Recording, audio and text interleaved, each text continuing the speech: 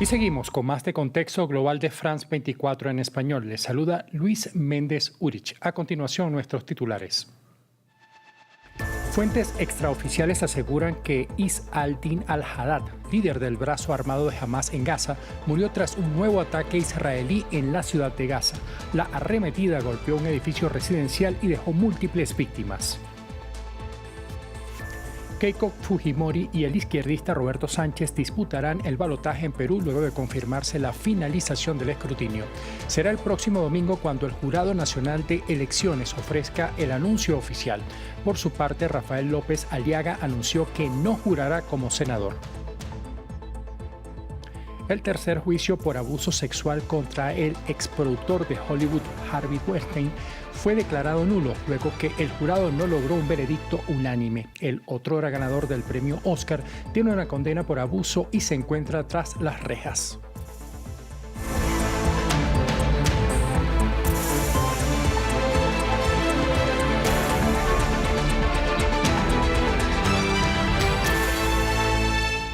Comenzamos. Al menos 7 muertos, entre ellos un menor de edad, dejó el ataque israelí sobre un edificio residencial en la ciudad de Gaza. La ofensiva además dejó decenas de heridos y un número no determinado de personas bajo los escombros. Desde Israel aseguran que en este ataque murió Is al-Din al-Haddad, líder del brazo armado de Hamas en Gaza, a quien Tel Aviv describió como una figura clave en los ataques del 7 de octubre del año 2023. Pero en Gaza no han confirmado su deceso. Nos alojábamos en una zona residencial con niños y mujeres. El lugar fue atacado con misiles. Una ráfaga de fuego impactó a la zona. Es aterrador. Hay heridos en las calles. Una escena espantosa.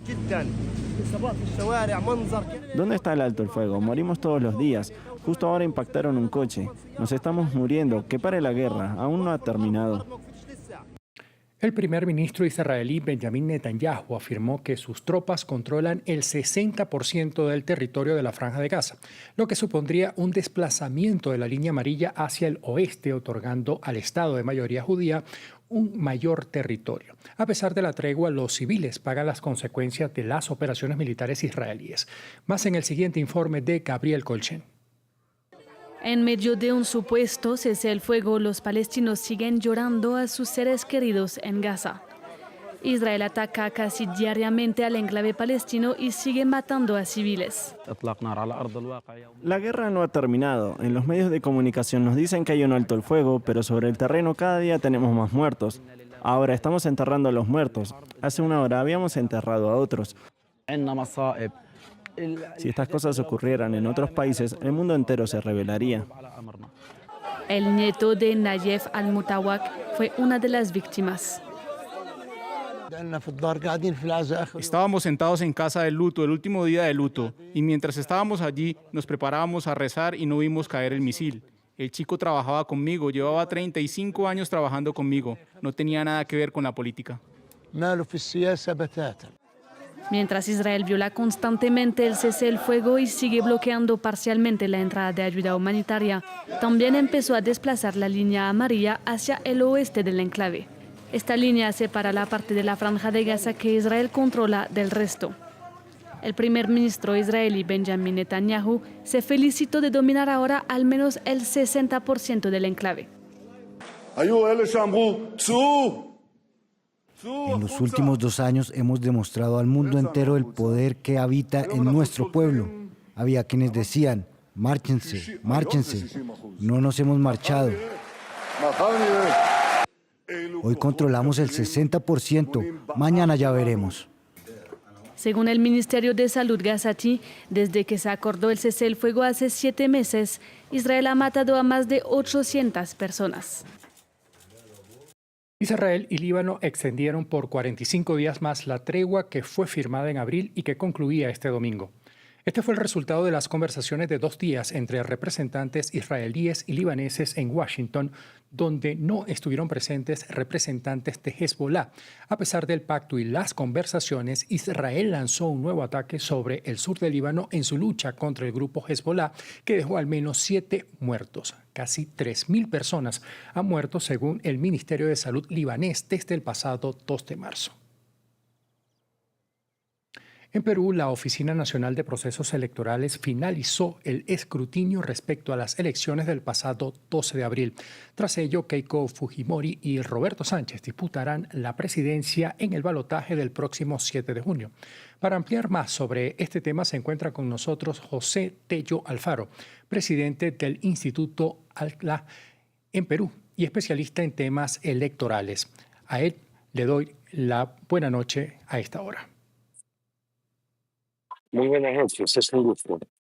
Señor José, le consulto, ¿por qué se ha polarizado tanto el clima político en Perú durante los últimos años? Recordemos que hace 5 años, en las elecciones pasadas, Keiko Fujimori disputó la presidencia contra Pedro Castillo, quien en ese entonces representaba a la izquierda en la nación. Claro, lo que pasa es que el país también tiene una característica en las últimas 2 elecciones y es el hecho que las candidaturas son bastante homogéneas, no hay mucha diferencia, digamos, entre candidatos que proyectaban una alta votación y un segundo pase a la segunda vuelta o balotaje presidencial. Ahora lo que tenemos en el 2021 son candidatos que se llevan un poco más de diferencia entre sí y una enorme cantidad de organizaciones políticas que históricamente pesan disputar de la presidencia, 35 en total. Entonces, es algo que nos ha llevado a una situación similar a la del año 2021 y contra todo pronóstico en esta elección 2026, no es derecha con derecha la que pasa a segunda vuelta, sino es derecha con izquierda como en el año 2021. Para dejarlo más claro, se esperaba que Rafael López Aliaga, candidato conservador y de derecha, pasase con Keiko Fujimori, que es una candidata de derecha. Pero ha entrado Roberto Sánchez de izquierda, algo similar a lo que pasó en el 2021, cuando pasa la segunda vuelta Pedro Castillo y Keiko Fujimori.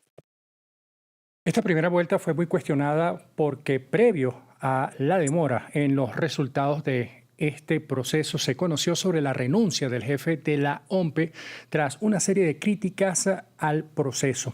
A pesar de ello, le consulto, ¿hay confianza en el sistema electoral peruano de cara a lo que será esa segunda vuelta del 7 de junio? Hay confianza. O sea, lo que uno percibe en la calle es que la gente está preocupada por las elecciones, pero finalmente también quiero que todo esto termine rápido. Por eso que justamente lo que viene el frío está ocurriendo en el Perú, pues que se ha producido un daño irreparable, porque las personas que el día 12 de abril no pudieron ir a votar por una deficiente acción, en este caso de la organización, o sea, de la Oficina de Procesos Electorales, ¿no?, que organizó el proceso, y el típico, el material, no pernoctó en los centros de votación, sino que a primera hora de la mañana, cuando empieza la elección, el material no estaba disponible y simplemente cientos de miles de personas no llegaron a votar. Es tener un daño irreparable para la elección, que no pueden votar, pero también saben como para algunos candidatos, como Rafael López Aliaga, Keiko Fujimori y Jorge Nieto, pero principalmente López Aliaga, que tenía en la mira para la segunda vuelta, que fueron los Sánchez. La diferencia, por ejemplo, fueron de 20.000 votos, pero tranquilamente el efecto de esta situación del día 12 de abril se ha generado varias decenas de miles de votos a favor de López Aliaga. Hay tal incomodidad, por ejemplo, de él y el posicionamiento hacia la elección, algo que ya se va alterando ahora que viene la proclamación, porque al no haber un marco legal para una movilidad ni para una elección complementaria, bueno, la elección tiene que continuar y bueno, hay un daño irreparable, pero finalmente se tiene que lograr un objetivo de cualquier proceso electoral, que es el hecho de darnos cambio de mandos en julio, que para las autoridades nacionales. José Tello Alfaro, muchas gracias por ofrecernos este análisis sobre la situación electoral en Perú. Gracias a ustedes. Buenas noches. Continuamos. En Estados Unidos, un tercer juicio por abuso sexual contra el exproductor de cine Harvey Weinstein fue declarado nulo. Esto luego que el jurado no logró un veredicto unánime en torno al caso. Este jurado, mayoritariamente masculino, deliberó sobre si Weinstein abusó de la actriz Jessica Mann. El exproductor, ganador del premio Oscar por Shakespeare in Love en 1999, fue condenado en el pasado por otros casos similares y se encuentra en prisión. En Brasil, los hijos del expresidente Jair Bolsonaro están en el foco mediático por cometer presuntas irregularidades para obtener dinero destinado a la película biográfica de su padre. Esto después que medios locales señalaran que la cinta fue financiada en buena parte por el cuestionado empresario Daniel Borcaro. Sin embargo, el diputado y candidato a la presidencia Flavio Bolsonaro ha asegurado que no se cometió ningún delito durante el proceso para obtener los recursos de cara al largometraje. Diego Bazzani nos trae los detalles de esta historia. La familia Bolsonaro bajo la lupa por la financiación de una película. Este viernes, el hijo del exmandatario y candidato a la presidencia, Flavio Bolsonaro, se defendió públicamente y negó haber cometido algún delito al haber pedido dinero al cuestionado empresario Daniel Borcaro para obtener recursos para pagar la producción de Dark Horse, un largometraje protagonizado por el actor estadounidense Jim Caviezel sobre la biografía del expresidente Jair Bolsonaro. Así que no hay absolutamente nada de malo, nada que justificar ante nadie. Por aquel entonces yo estaba buscando un inversor, cuando Borcaro, alguien que se movía en todos los círculos, patrocinaba eventos para varias cadenas de televisión, alguien cercano a las autoridades, una persona a la que cortejaban por todo Brasil, fue en ese momento cuando accedió a realizar una inversión privada en una película privada, Amigos. Así que en realidad no hay absolutamente nada más allá de eso.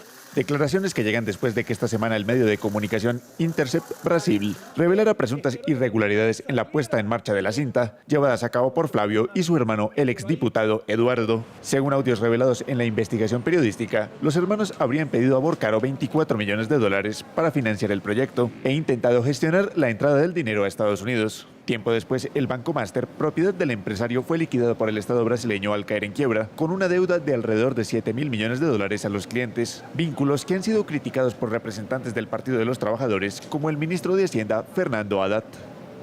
Las investigaciones sobre el Banco Master revelan que los lazos entre la familia Bolsonaro y Daniel Borcaro son más estrechos de lo que mucha gente imaginaba. Revelaciones que salen a la luz en medio de la carrera a la presidencia, en donde Flavio Bolsonaro puntea en las encuestas junto con Luis Ignacio Lula da Silva. En Estados Unidos, medios como Reuters y CBS revelaron que el Departamento de Justicia sopesa una acusación formal contra el expresidente cubano de 94 años, Raúl Castro, por un caso que habría ocurrido en 1996. En La Habana, los ciudadanos se mostraron en contra de esta posible medida. Más detalles en el informe de Daci Lanza. Una posible acusación contra Raúl Castro. El expresidente cubano de 94 años y hermano de Fidel Castro está en la mira de la justicia de Washington. Esto según un funcionario de Estados Unidos que habló bajo condición de anonimato con la cadena CBS. Este viernes, periodistas le preguntaron a Trump sobre el tema.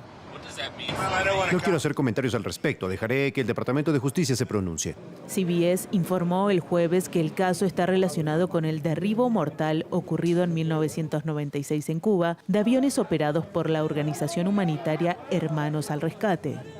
Entonces, Estados Unidos criticó las acciones de Cuba. Se trataba de aviones civiles desarmados que no representaban ninguna amenaza para el gobierno cubano y es una flagrante violación del derecho internacional. Y Cuba lo justificó. Lo que hizo Cuba fue lo que cualquier otro país del mundo habría hecho, defender su territorio. Ahora los cubanos reaccionaron de modo similar.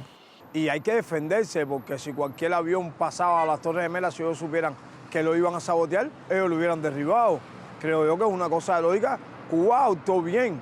Y si piensan enjuiciarlo ahora, creo que eso está mal. Y yo creo que es imposible procesar a Raúl Castro.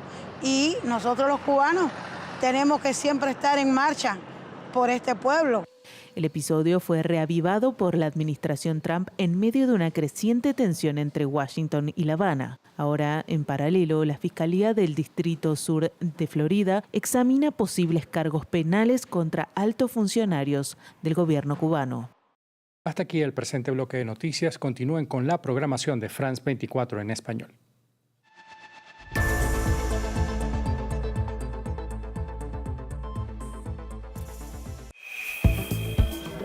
En un instante, deportes.